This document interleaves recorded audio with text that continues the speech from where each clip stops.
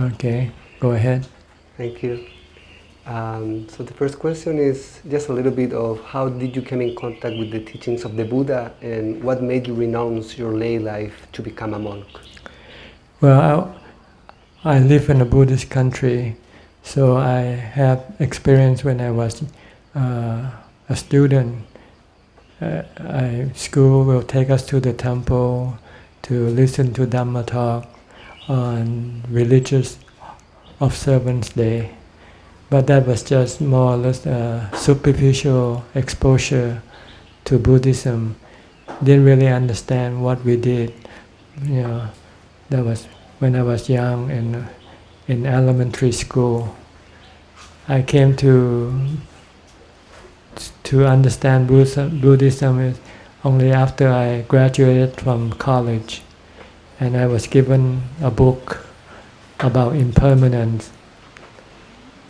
When I read the Buddha's teaching on impermanence, it makes me believe what he said, and I find it useful to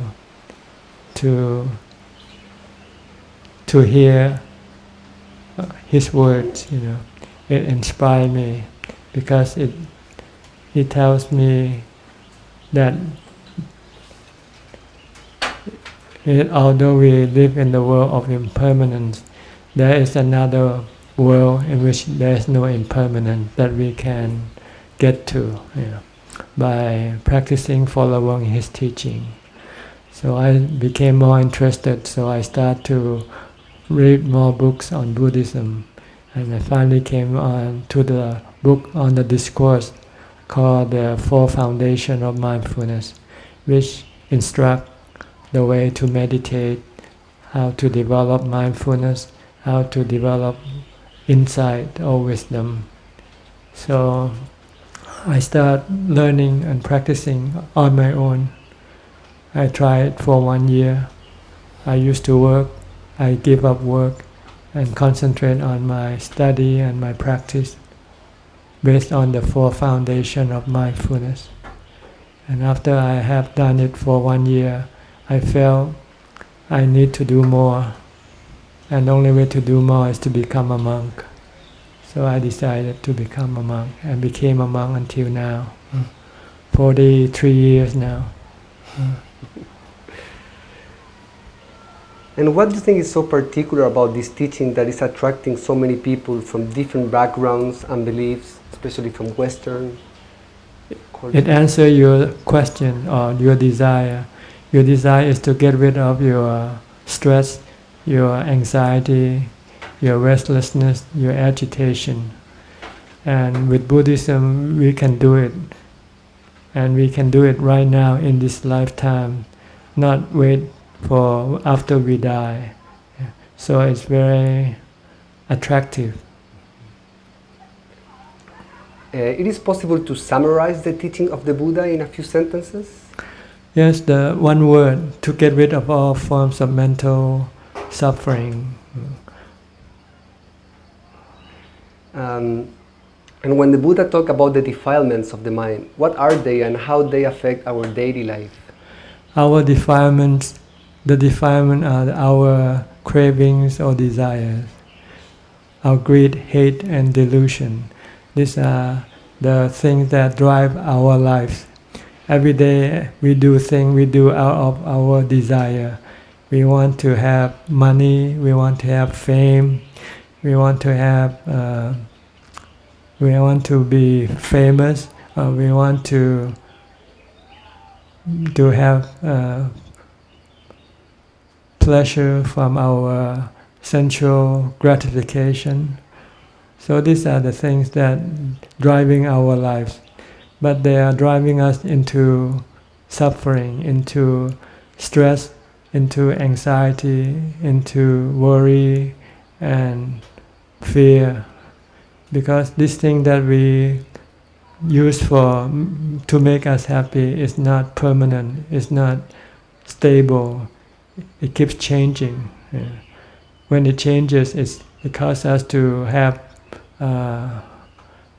sadness or discomfort. So This is what is driving our lives. So no matter how much we have, how much we can acquire, we will still have to have stress, still have worry, anxiety, and fear. Because this thing, you don't know when they're gonna be gone from you. And how important are moral values in the Buddha's teaching, and how do we know if our actions are beneficial or harmful? Well, moral value is important because it will keep us away from troubles. When we act immorally, we will get into troubles, because by immorality in Buddhism means by hurting other people. When you hurt other people by either killing them, or stealing their property, their wealth, or committing adultery, or lying, or drinking alcohol, these are the actions that will harm other people, hurt other people. So when you hurt other people, they will come back and hurt you. So if you don't hurt other people, then nobody will hurt you. So this is the rule of morality.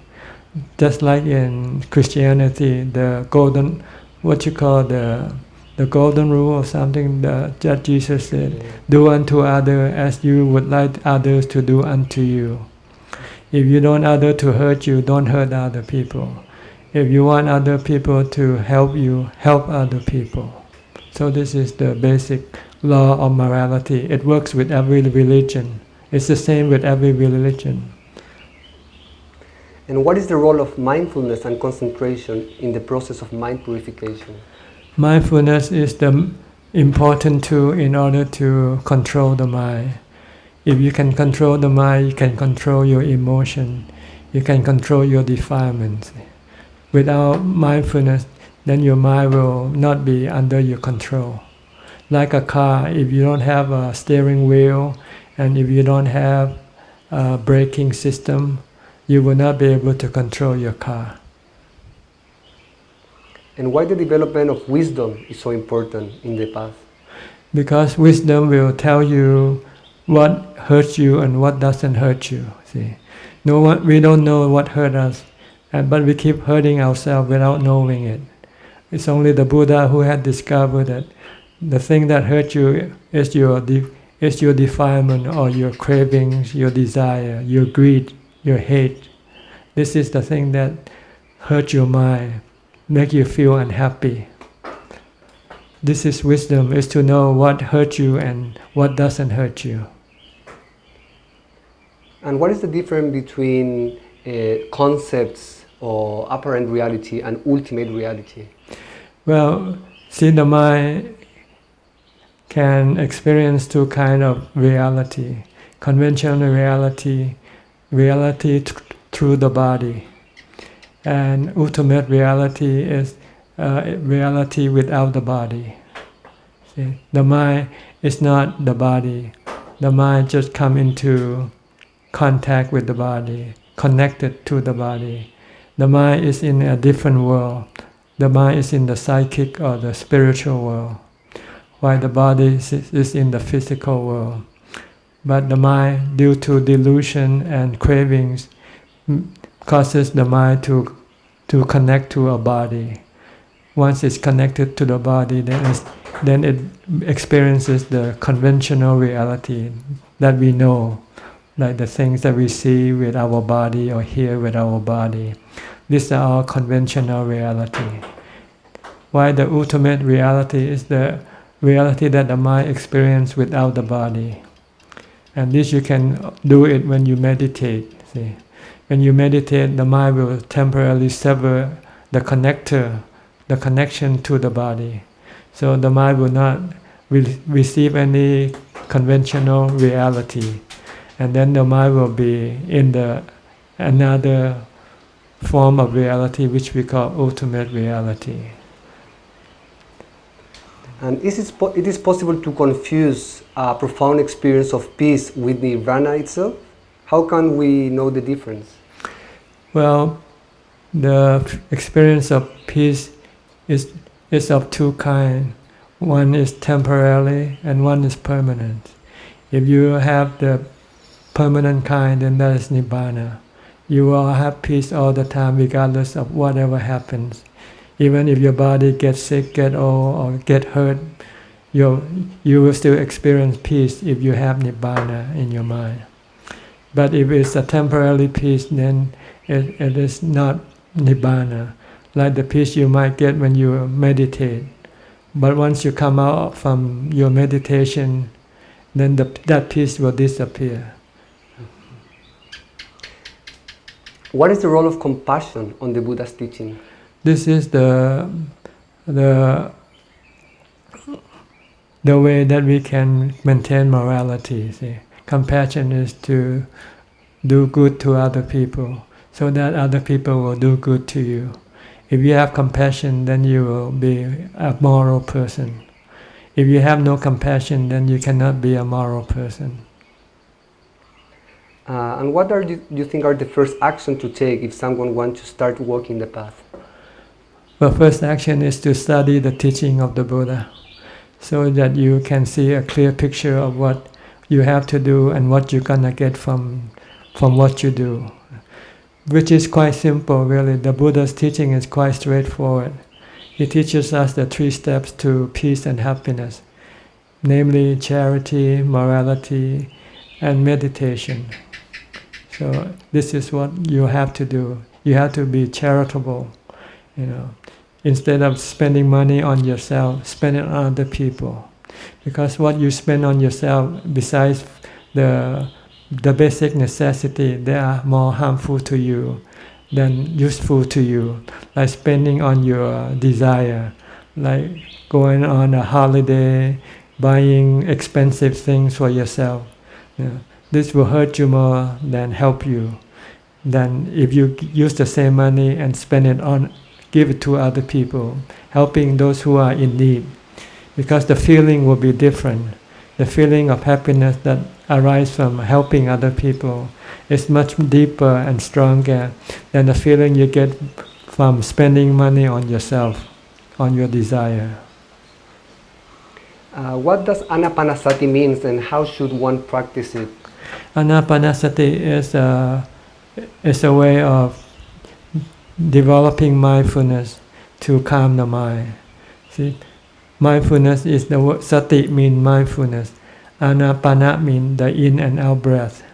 So if you are mindful of your in and out breath, you are automatically controlling your thought, stopping your thought from thinking. If you can stop your mind from thinking, then you can stop the emotion that arises from your thoughts. And when your mind don't think, your mind will become empty and peaceful and happy. So this is the first step toward eventually the permanent happiness.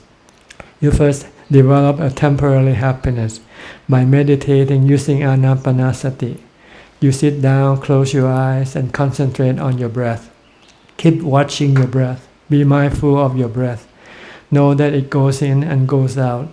But don't follow the breath. Just fix your attention at the point of contact, where the air contacts the body, which is usually at the tip of your nose. Just focus on that point in order to prevent you from thinking about other things. If you keep watching your breath, then you cannot think about other things. If you're thinking about other things, that means you're not watching your breath. So you have to bring it back to watch your breath. If you can persist in concentrating on your breath, your mind will gradually become calmer and calmer, and eventually it will become totally still. When it becomes totally still, it becomes peaceful and happy and have no emotion, no desire, no cravings. Then you'll find that the state of having no craving or desire is better than having desire or cravings. Then you start to develop wisdom from there. Then you will begin to see that your craving and your desire is the one that will destroy your peace and happiness. Okay. Thank you very much. Very clear. Is that all? Yeah, that's all. Okay. All right. What you gonna do with this? So we're doing a documentary and about like introduction about the teaching of the Buddha, interview different monks and different teachers, trying to get like the essence, like point in common. And so we interview Ajahn, Bhikkhu Bodhi in the United States. We're gonna try to interview the Dalai Lama and have all these different points and I see. and do like introduction, especially for Western people that they never heard about the teachings of the Buddha. Okay. It's all non-profit project, so will be in our website for free. Okay. But we don't know when it's gonna be ready. All right. It's a long project. Okay. Okay. Thank you. Thank you very much. Right.